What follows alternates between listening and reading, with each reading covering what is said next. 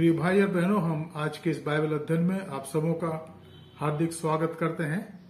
और मैं जानता हूं कि वक्त जो प्रभु हमें देता है ये बहुत ही महत्वपूर्ण है। इन दिनों में जो पुस्तक हमारे अध्ययन का है बहुत ही सोच समझ के बाद हमने उसको चुना, और वह है इब्रानियों की पत्री, जहां पर परमेश्वर के वचन के प्रकाशन के अंदर अपने आप को हम रखते हैं और उन बातों को साधारण रूप से समझना चाहते हैं जिनको प्रभु हमें समझाना चाहता है। मैं आज दिन में जॉन कैल्विन के बारे में पढ़ रहा था और कई बातें मैंने जॉन कैल्विन के बारे में देखी। एक ऐसा धुरंधर विद्वान जो फ्रांस के रहने वाले थे, लेकिन बाद में स्विट्जरलैंड आ गए जेनेवा में, और वहां उन्होंने अपने जीवन के बहुत साल बिताए और वहीं प्रभु ने उन्हें अपने पास बुला लिया। लेकिन एक बहुत ही महत्वपूर्ण तथ्य है कि जीवन के केवल उन्होंने 55 साल देखे।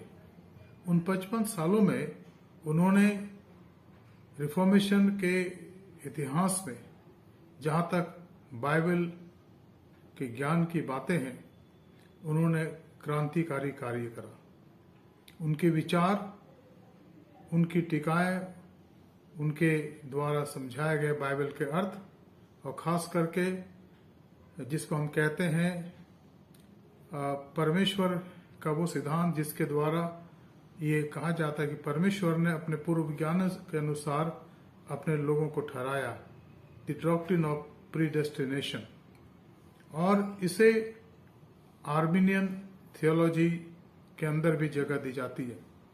खैर जो भी है, लेकिन मैं जब इसको पढ़ रहा था मैंने शुरुआत करी, क्योंकि एक पुस्तक मेरे पास है जो मैंने अभी ली थी, खरीदी थी, और वो अपने आप में एक मेडिटेशन है हर दिन के लिए। 365 दिन का मेडिटेशन है, लेकिन उसमें जॉन कैल्विन के बारे में बहुत सी बातें लिखी हुई हैं और उन्हीं के बारे में है। उन्होंने ये मेडिटेशन लिखा। तो मैं सोच रहा था अपने जीवन के इन थोड़े से सालों में जॉन कैल्विन ने वो कार्य करा जो बिना पवित्र आत्मा की सहायता से असंभव है। उन दिनों में जब ये जॉन कैल्विन जेनेवा आए तो वहां पर कुछ ऐसे भी लोग थे जो सांसारिकता में मशरूफ थे, सांसारिक बातों में तल्लीन थे, लेकिन उनके बीच में उसने काम करा। प्रभु ने मुझे कई साल पहले यह मौका दिया कि मैं वहां जाऊं और उस जगह को देखूं जहां वो रहते थे जॉन कैल्विन, और उस कलीसिया को देखूं, चर्च को देखूं जो ओल्ड फोर्ट पर अभी भी पाया जाता है, सेंट पीटर्स कैथेड्रल, जहां बताया जाता है कि जॉन कैल्विन ने 20 साल तक प्रचार का कार्य करा। और इसलिए ये हमारे लिए बहुत ही धन्य विषय है कि एक अधेड़ व्यक्ति, बुजुर्ग नहीं थे वो, जब दुनिया से गए वो बहुत ही अपने आप में लेकिन कमजोर हो गए थे, बीमारियां उनको हो गई थी, और वो 55 साल की उम्र में दुनिया से चले गए। लेकिन उनके जो कार्य है, इंस्टीट्यूशन, और जो बातें उन्होंने लिखी है मसीह विश्वास के बारे में, वो अविश्वसनीय है। Dear friend, today in the daytime I was reading, going through some of the writings of John Calvin, the Reformer Church Father, and some of the things that I was reading is tremendous. It's blessed. I was only thrilled to understand that this dear man of God was called by the Lord when he was just 55 years of age. But in that small span of life, he did a lot of work, volumes and volumes he wrote, messages, exegetical messages and topical messages, and then the way of Christian life, how it should be. So we praise God for that. So I was going through that today and I was really blessed. मित्रों, इसके पहले कि आज के अध्ययन को हम करें, आइए हम प्रार्थना करें। Let's pray as we start today's Bible study. धन्यवाद, स्तुति और महिमा के पिता परमेश्वर, हम आपकी स्तुति करते हैं प्रभु आज के सुंदर समय के लिए, और हम धन्यवाद देते हैं प्रभु जॉन कैल्विन के लिए, जो इस संसार में जिनको आपने भेजा आपके सेवक के रूप में प्रभु जी, और इस दुनिया में रहे प्रभु, और उन्होंने यहाँ रह करके आपकी सेवा करी। 1509 से 1564, एक बहुत ही मानविक दृष्टिकोण से ज्यादा लंबा जीवन नहीं था, लेकिन इसी जीवन काल के दौरान प्रभु ने उन्होंने वो कार्य करा जो आज और हमेशा तक, जब तक आपका द्वितीय आगमन नहीं होगा, प्रभु कलीसिया के लिए, जहां तक कलीसिया का धर्म विज्ञान है, थियोलॉजी है और वचन की शिक्षा है, प्रभु वो एक तारे के समान चमकते रहेंगे। और हम उनके जीवन के लिए, उनकी सेवकाई के लिए आपका धन्यवाद करते हैं। आज के वचन के द्वारा प्रभु हमसे बातचीत कर। Lord, talk to us today through your word. I submit my self on your holy altar. प्रभु, अपने आप को हम आपके वेदी में अर्पण करते हैं। हमें स्वीकार करें, हमारी सहायता करें। हमारे उद्धारकर्ता प्रभु यीशु मसीह के पवित्र नाम से मांगते हैं, आमीन। हम लोग देखते हैं मित्रों, प्रभु के वचन में इब्रानी के पत्री उसका 7वां अध्याय। पिछले अध्ययन में हमने 7वें अध्याय के 23 से 25 पद पर अध्ययन करा था, जहां पर हमने 3 बातें देखी थी। पहली बात हमने देखी कि बहुत से लोग जो लेवीय गोत्र के थे, उनको परमेश्वर ने याजक पद की सेवकाई दी, ताकि वो परमेश्वर के मिलाप वाले तंबू में, जो बाद में पवित्र मंदिर बन गया, प्रभु की सेवा कर सके। लेकिन वो मनुष्य प्राणी थे, दे वर ह्यूमन बीइंग। इसलिए परमेश्वर के द्वारा ठहराया गया कि मनुष्य जो पैदा होता है दुनिया से, वो चला जाता। तो हमने देखा कि परमेश्वर ने इस कार्य को करा, लेकिन एक ऐसे व्यक्ति को उसने नियुक्त करा जो अनंत काल का याजक है। दूसरी बात में हमने देखा था मलकीसेदेक रीति पर वो हमेशा का याजक है। और फिर हमने तीसरी बातें की थी कि इसलिए जो उसके द्वारा परमेश्वर के पास आते हैं, जो यीशु मसीह के द्वारा, anyone who comes to God in and through Jesus Christ, they have a direct access to God. परमेश्वर के सामने वो आ सकते हैं और उसकी आराधना कर सकते हैं, उसके वचन को पढ़ सकते हैं और उससे प्रार्थना कर सकते हैं। यीशु मसीह के द्वारा हम परमेश्वर के पास आ सकते हैं। इस वक्त हमारे पास कोई और बहाना नहीं है, कोई और शिकायत नहीं हम कर सकते कि परमेश्वर हम आपके पास कैसे जाएं, क्योंकि उसके सामने हमारे भले कार्य मैले चित्रों के समान है, उसके सामने हमारा ज्ञान नगण्य है, उसके सामने हमारी तमाम बातें, जो हमारे उपाय हैं, वो अयोग्य हैं। केवल और केवल यीशु मसीह का नाम और उसका लहू हमारे लिए परमेश्वर की संगति में आने का एकमात्र जरिया है। Dear friends, we were talking about the power of the blood of Jesus Christ, the only powerful medium for me and you to come to God, only source for me to come into the presence of God is the blood of Jesus Christ. And in our last Bible study we saw about that also. मित्रों, आज हम इसके आगे देखेंगे और आज भी हम 3 बातों को देखेंगे जो 26 से 28 पदों पर आधारित है इब्रानियों के 7 अध्याय में। And today will also see 3 things which are based on Hebrews chapter 7 verses 26 to 28. पहली बात यह लिखा है, अतः ऐसा ही महायाजक हमारे योग्य था, जो पवित्र, निष्कपट और निर्मल और पापियों से अलग और स्वर्गों से भी ऊंचा किया हुआ हो। Now here it is written, for it was indeed fitting that we should have such a high priest, holy, innocent, unstained, separated from sinners and exalted above the heavens. अब यहाँ पर प्रभु यीशु मसीह के रूप में, प्रभु यीशु मसीह के रूप में एक ऐसा मध्यस्थ हमारे बीच में है जिसके, जो अपने आप में पापों से अलग है, पाप से अलग है। अब बाइबल में यहाँ पर उसके बारे में साफ साफ लिखा है।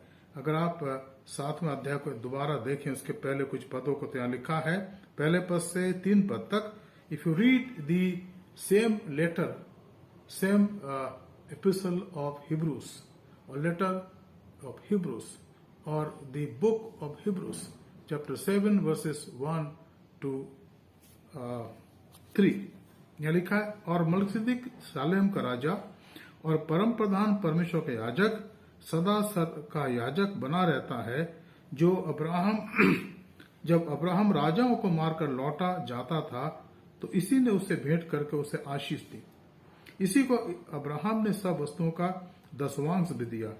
यह पहले नाम के अर्थ के अनुसार धर्म का राजा और फिर शालेम अर्थात शांति का राजा है, जिसका न पिता है, न माता है, न वंशावली है, जिसके दिनों का आदि और न जीवन का अंत है, परंतु परमेश्वर के पुत्र के स्वरूप ठहर कर वो सदा के लिए याजक बना रहता है।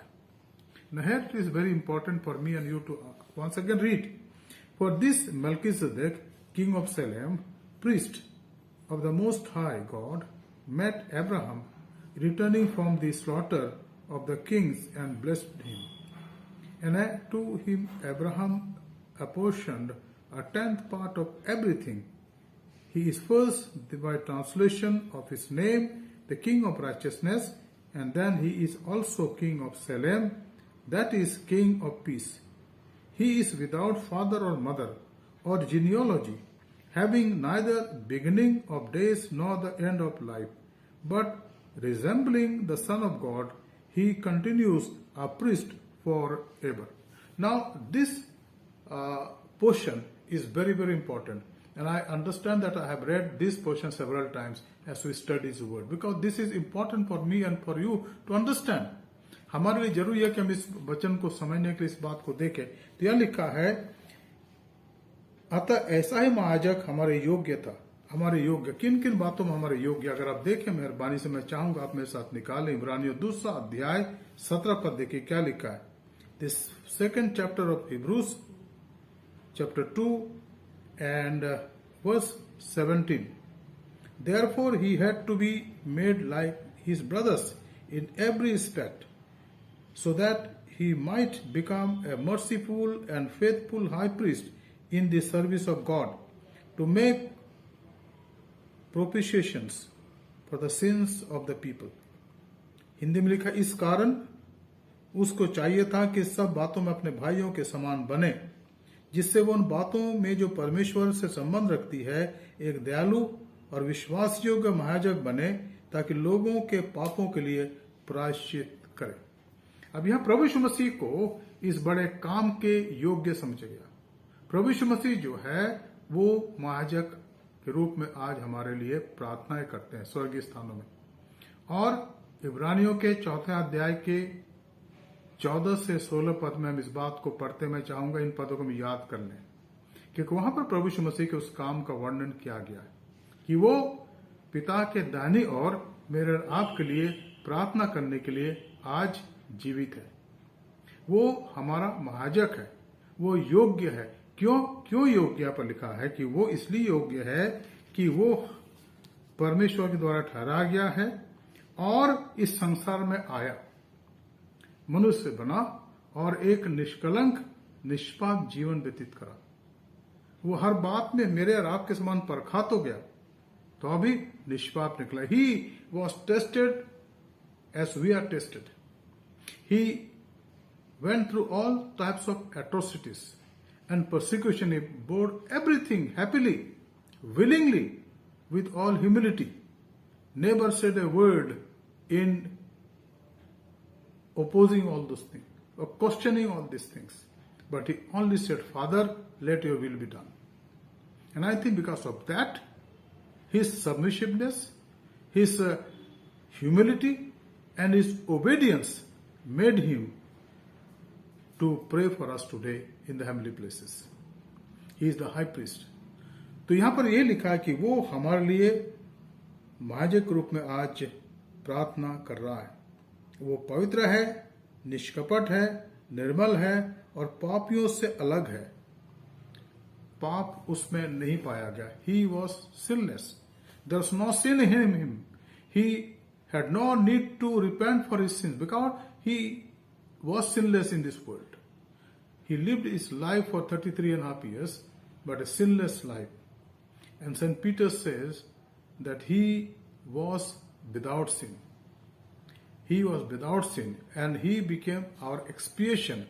He became the gap man between human being and God and died on the cross of Calvary, hanged on the cross. Therefore, he is our mediator. He is our expiation, he is our atonement, and is worthy today to pray to the Father for me and all of you. Not because that our sins are forgiven. That is done because of His blood that is shed on the cross. But He is praying for us today, even now also, so that we may live a victorious Christian life. Life of not complaining, but to rejoice and be grateful always for all the things that He has done.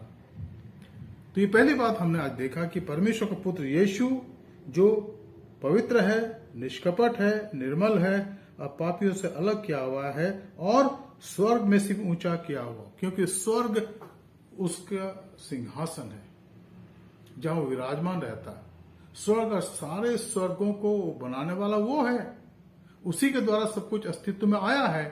पौलुस कहते हैं पहला अध्याय कुलुसियों के उसके 15 पद से आगे कहते हैं कि देखी अनदेखी वस्तुओं का बनाने वाला वो है। तो जो बनाने वाला है वो ऊपर है, वो अधिकार रखता है। सारी बातें जो उसने बनाई है उसके अधिकार में है, उसके नियंत्रण में है। और यह स्वर्ग भी और पृथ्वी भी, सारे तारे और ग्रह और सारा ब्रह्मांड उसके नियंत्रण में है। वो इन सब से ऊपर है और वो पवित्र है, निर्मल है। इसीलिए हमारे लिए वो महायाजक है। उसको महायाजक का कार्य दिया गया है परमेश्वर पिता की तरफ से। और आज भी वो इस काम को कर रहा है, तब तक करेगा जब तक दोबारा ना आ जाता है हमें अपने साथ ले जाने के लिए। इस बात को हमें अच्छे से जानने और समझने की आवश्यकता है। मित्रों, दूसरी बात को हम देखते हैं जो यहाँ पाया जाता है इब्रानियों उसका 7वां अध्याय और उसके 27 पद। उन महायाजकों के समान उन्हें आवश्यक नहीं कि प्रतिदिन अपने पहले पापों और फिर लोगों के पापों के लिए बलिदान चढ़ाए, कि उसने अपने आप को बलिदान चढ़ाकर उसे एक ही बार में पूरा कर दिया। अब ये जो संस्कार है, जो नियमित रूप से चलने वाला संस्कार, परमेश्वर ने कई त्योहार ठहराए, कई समय ठहराए जो परमेश्वर ने अभिषेक करा। और परमेश्वर ने कहा, अब मूसा के द्वारा इस्राएलियों के सामने विधि बन गई कि जब लेवीय गोत्र के लोग और खासकर याजक और महायाजक परमेश्वर के सामने भेंट चढ़ाए तो उससे पहले वो अपने आप को शुद्ध करे, अपने आप को पवित्र करे। ये इसलिए जरूरी था क्योंकि परमेश्वर महापवित्र है और वो चाहता कि उसके सामने जो बलिदान चढ़ाए जाए या जो चढ़ाने वाले हों वो भी शुद्ध होकर आए। मित्रों, यहाँ पर इस बात को बहुत अच्छे से समझने जानने की आवश्यकता है, क्योंकि परमेश्वर मन को देखता है। परमेश्वर हमारे मन के तरफ ध्यान देता है। हम जो उसके सेवक हैं, उसके द्वारा ठहराए गए उसके विश्वासी गण हैं। जब हम उसकी सेवा करते हैं तो सबसे बड़ी साक्षी तो परमेश्वर की आंखें जो हमें देखती हैं। दूसरी साक्षी है जो उसने हमें विवेक के रूप में दिया है। जब हम उसकी सेवा करते हैं तो हमारे विवेक का शुद्ध होना जरूरी है। बिना विवेक के शुद्ध हुए हम परमेश्वर की सेवा नहीं कर सकते। और इसलिए हम जब उसकी सेवा करते हैं, चाहे वचन की सेवा, चाहे कलीसिया में और किसी कार्य की सेवा या प्रभुभोज की विधि को मनाया जाना या कोई भी और सेवा, अगर हमारे मन में कोई कपट हो या कोई छिपा हुआ पाप हो और हमने उसको नहीं माना है तो परमेश्वर की सेवा जो हम करते हैं उसको ग्रहण योग्य नहीं होगा। और एक और बात जो मनोवैज्ञानिक है कि जब हम लोगों से बातचीत करते हैं, हम लोगों की आंखों में आंख डालकर बात नहीं कर सकते। और ये सब जगह है, ये मनोवैज्ञानिक कारण भी है। और इसलिए हमारे अंतःकरण का शुद्ध होना जरूरी है। यहाँ पर जो वचन हमारे सामने दिया गया है बहुत महत्वपूर्ण है। जो लेवी लोगों को परमेश्वर ने चुना और मूसा ने उनका अभिषेक कराया ईश्वर की आज्ञा के अनुसार, यहाँ लिखा है कि सेवा में जब उनको रखा गया, उन महायाजकों के समान उससे आवश्यक नहीं कि प्रतिदिन। अब ये प्रभु यीशु मसीह के बारे में लिखा है जिसके बारे में हम देख रहे हैं। लेकिन यहाँ पर जो महायाजक की सेवा या याजक की सेवा के लिए जो चुने लोग थे वो लेवीय गोत्र में से थे। और परमेश्वर ने उनके लिए क्या कहा, हम दोबारा इसको देखें पवित्र वचन में जो हम पढ़ते हैं गिनती की पुस्तक उसका 8वां अध्याय और उसके 5 पद हम देखेंगे गिनती की पुस्तक उसका 8वां अध्याय उसके 5 पद से क्या लिखा है? From the book of Numbers chapter 8 verse 5 onwards. फिर यहोवा ने मूसा से कहा, इस्राएलियों के मध्य में से लेवियों को अलग करके शुद्ध कर। उन्हें शुद्ध करने के लिए तू ऐसा कर कि पावन करने वाला जल उन पर छिड़क दे। फिर वे सर्वांग मुंडन कराए और वस्त्र धोए और अपने को शुद्ध करे। तब वे तेल के सने हुए मैदे के अनबलि समेत एक बछड़ा ले ले। तू पाप बलि के लिए एक दूसरा बछड़ा लेना। तू लेवियों को मिलाप वाले तंबू के सामने पहुंचाना और इस्राएलियों की सारी मंडली को इकट्ठा करना। तब तू लेवियों को यहोवा के आगे समीप ले आना या सामने ले आना और इस्राएली अपने अपने हाथ उन पर रखे। तब हारून लेवियों को यहोवा के सामने इस्राएलियों की ओर से हिलाए हुए भेंट करके अर्पण करे कि वे यहोवा की सेवा करने वाले ठहरे। तब लेवी अपने अपने हाथ उन बछड़ों के सिरों पर रखे। तब तू लेवियों के लिए प्रायश्चित करने को एक बछड़ा पाप बलि और दूसरा होम बलि करके यहोवा के लिए चढ़ाना। और लेवियों को हारून और उसके पुत्रों के सन्मुख खड़ा करना और उनको हिलाने की भेंट के लिए यहोवा को अर्पण करना। इस प्रकार तू उन्हें इस्राएलियों में से अलग करना कि वे मेरे ठहरेंगे। अब यहाँ पर जो पाठ हमारे सामने पढ़ा गया मित्रों, ये बहुत ही स्पष्ट है। It's crystal clear that how God chose the Levite and they became the priest and high priest, and the ministry in his holy temple was given to them. This was the arrangement, the plan of God for the Israelite. But here we read about a high priest who is holy, and he is none other than our Lord and Savior Jesus Christ. He came from heaven, from above, and therefore he is holy, and there is no need for him to offer any sacrifice for his own, but he is holy. और यहां पर यह लिखा है, उन महायाजकों के समान उससे आवश्यक नहीं। कौन से महायाजक? जो हारून की विधि पर महायाजक है, हारून के वंशज। उसके लिए आवश्यक नहीं कि प्रतिदिन पहले अपने पापों और फिर लोगों के पापों के लिए बलिदान चढ़ाए। परमेश्वर ने इस बात को स्पष्ट कर दिया था कि तुम्हारे लिए ये आवश्यक है कि तुम इस भेंट को चढ़ाओ। मित्रों, यहाँ पर हम उस सेवा के गंभीरता को देखते हैं जो परमेश्वर अपने लोगों के लिए ठहराता है। आज के जमाने में और कलीसिया के शुरुआत से और उसके पहले जब इस्राएल जातियों के लिए परमेश्वर ने आज्ञा दी और खासकर मिलाप वाले तंबू का प्रावधान रखा गया, मिलाप वाला तंबू बनाया गया जहां पर परमेश्वर के सामने भेंट चढ़ाते थे, तो परमेश्वर ने सीधा उनको कहा और उनको आज्ञा दी कि वे इस काम के लिए अपने आप को शुद्ध करें और तभी इस काम को करें। मित्र, ये प्रभु की सेवा है जो पवित्र सेवा है, और अगर हम अपवित्रता के साथ इस सेवा में भाग लेते हैं तो इसका अंजाम हमारे लिए कठिन होगा, मुश्किल होगा। इसलिए परमेश्वर हमें बार बार उत्प्रेरित करता है कि अपने आप को शुद्ध करें।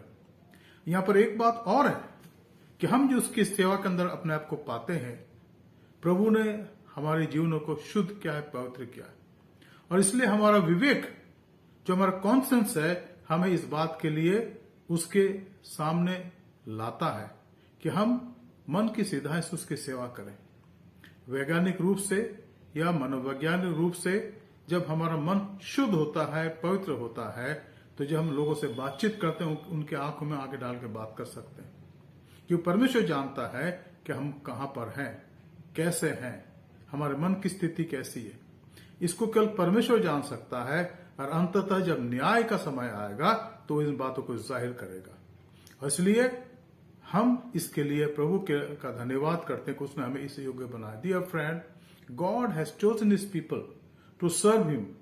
Today it's not that who are the Levite will serve him, anyone, because in Christ there is no circumcision.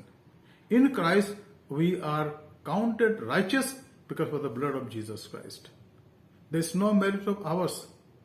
And when we have given our life to Christ, he has purified us, he has made us holy. and because of being virtue of being cleansed by his holy blood, we become the partakers in his ministry. Not in the ministry only serving people, but also the ministry of the Word of God, and then now ministry of the Holy Communion, that is Eucharist.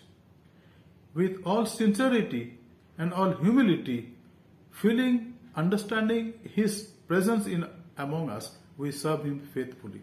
And God is there to witness about our ministry and accept it. तो इस बात को हमें बहुत ही ध्यान से समझने और जानने की आवश्यकता है।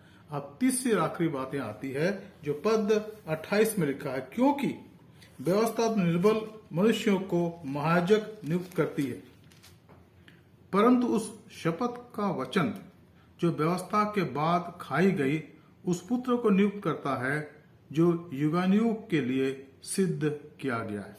Now this is very important verse for us to understand. What is here? For the law appoints man in their weakness as high priest.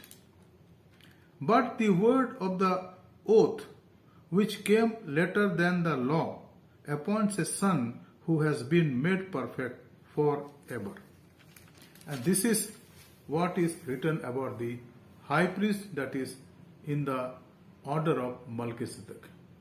And again we read here about him in the same chapter, that is 7th chapter of Hebrews. हम उसके बारे में इसी 7वें अध्याय में दोबारा पढ़ते, मैं बार बार इसको पढ़ रहा हूं क्योंकि इसके गंभीरता को हमें अच्छे से जानना समझना। लिखा है इब्रानियों की पत्री उसका 7 अध्याय उसके पहले पद से, वह मलकिसिदिक शालेम का राजा और परम प्रधान परमेश्वर का याजक सर्वदा याजक बना रहता है।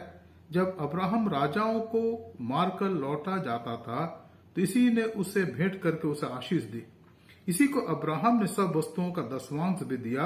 यह पहले अपने नाम के अर्थ के अनुसार धर्म या धार्मिकता का राजा और फिर शालेम अर्थात शांति का राजा है, जिसका न पिता है न माता है न वंशावली, जिसके दिनों का न आदि है और न जीवन का अंत है, परंतु परमेश्वर के पुत्र के स्वरूप ठहर कर वो सदा के लिए याजक बना रहता। अब यहाँ पर प्रभु यीशु मसीह के बारे में इस बात को अच्छे से समझा दिया गया। प्रभु यीशु मसीह हमारा अनंतकालीन याजक है। इस वक्त वो हमारे लिए स्वर्गीय स्थानों में पिता के दाहिने हाथ बैठकर या हमारे लिए प्रार्थना कर रहा है। और इसका वर्णन इसी पुस्तक में 4थे अध्याय के 14 से 16 पद में साफ साफ लिखा। Dear friend, we read about his high priestly prayer for us at present now, even right now, in Hebrews chapter 4 verses 14 to 16.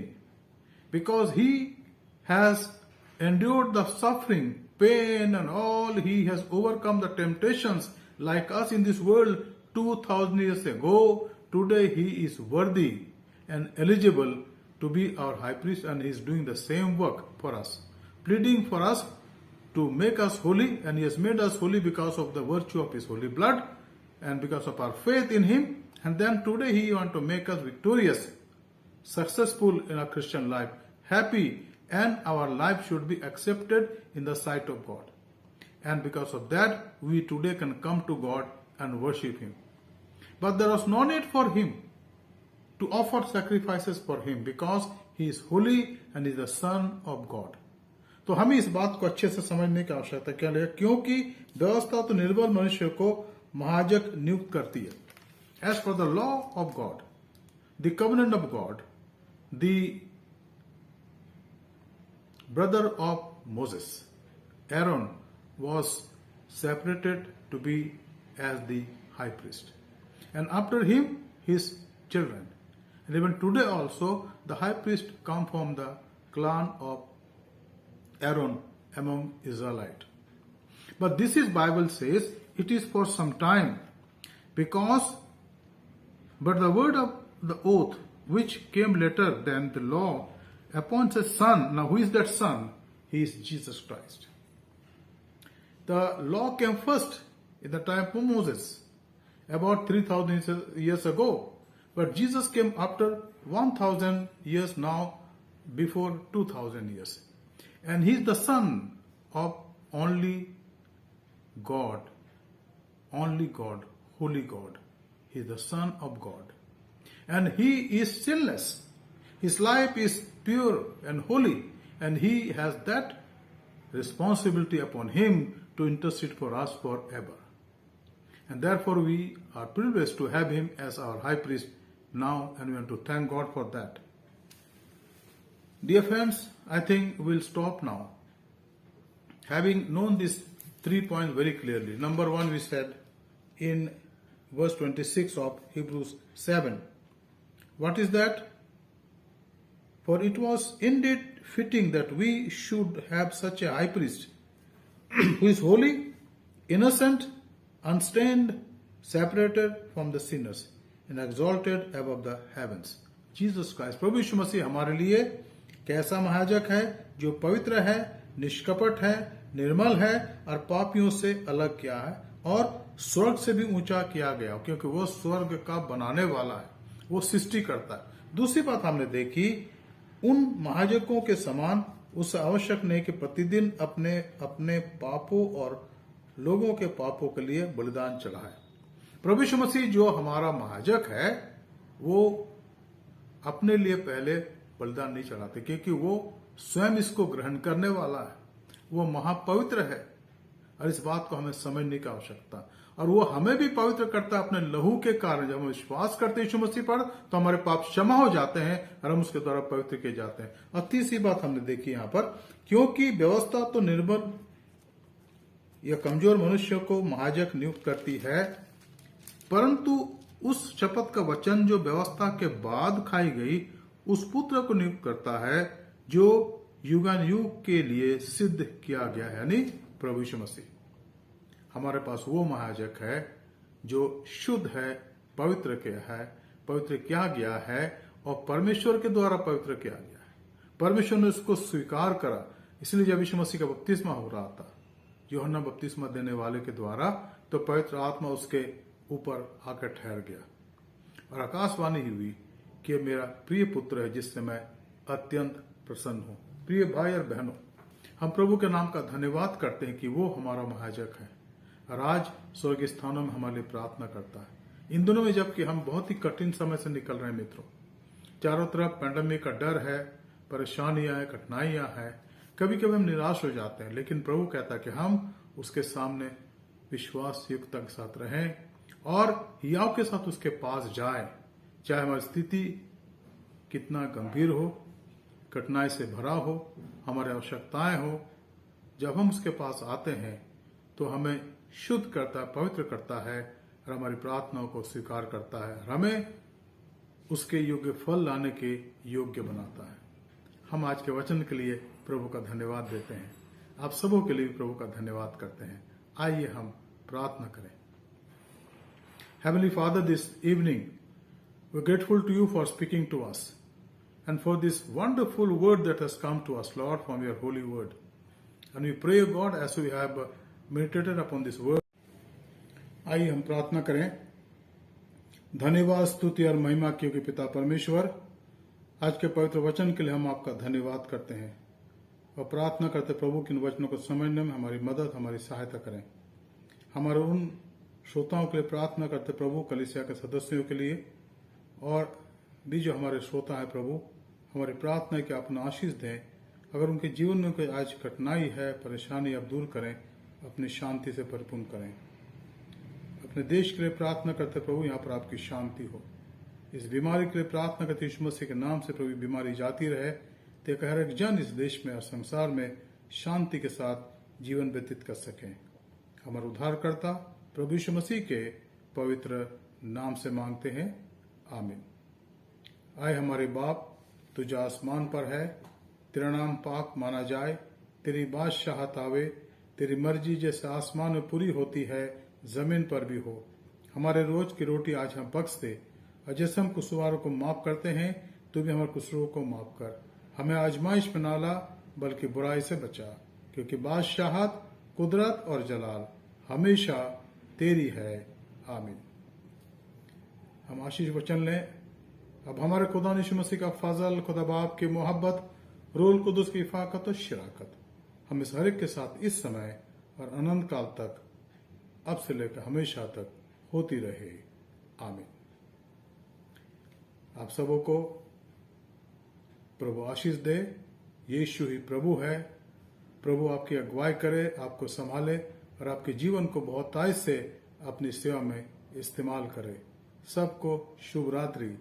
जय मसीह की। Good night. Thank you.